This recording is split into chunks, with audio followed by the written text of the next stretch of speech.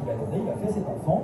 Et en fait, les contenus qu'il propose, que ce soit sur Instagram ou sur TikTok, sont quasiment exclusivement relatifs à cet enfant.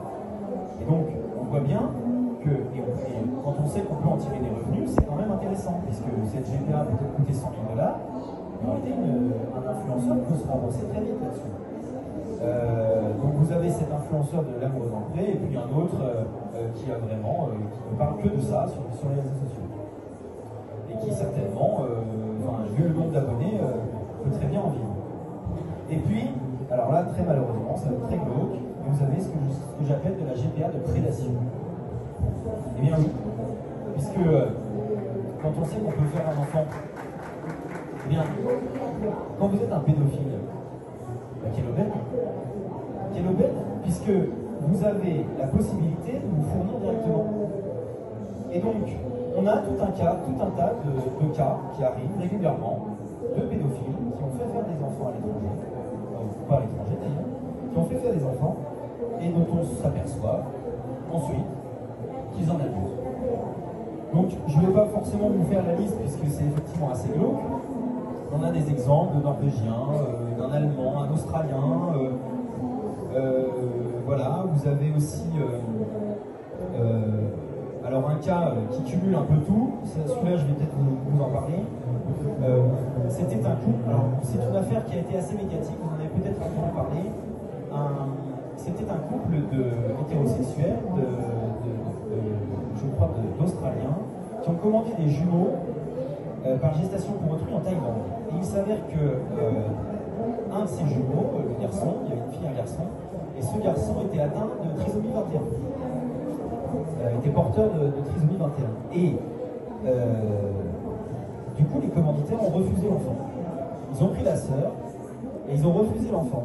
Et l'enfant, sa mère porteuse n'était pas censée le recueillir ni rien. Donc en fait, il y a eu une véritable question sur qu'est-ce que cet enfant allait devenir. Et en fait, sa mère porteuse l'a recueilli. Sa mère porteuse l'a recueilli dans des conditions difficiles, parce qu'elle était en Thaïlande et que on sait bien que les femmes qui se prêtent à la gestation pour autrui en Thaïlande ne sont pas riches comme Crésus. Et ensuite, on a découvert que le père, enfin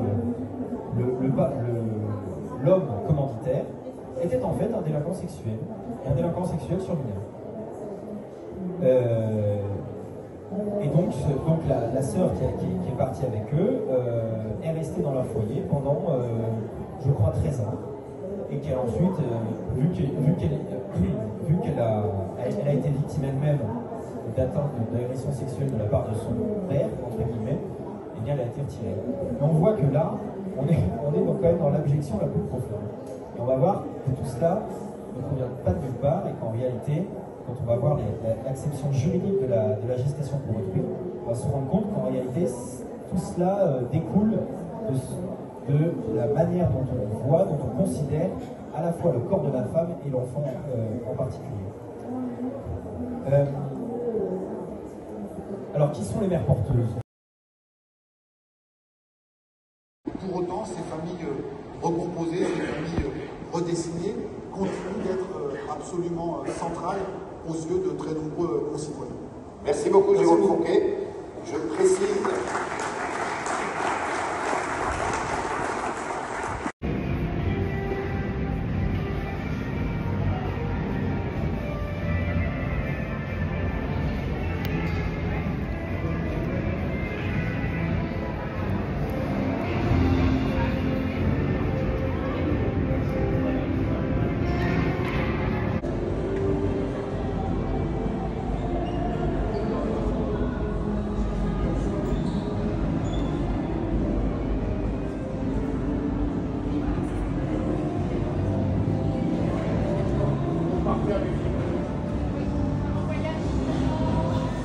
Non, on fait pas pipi, on rentre par la maison.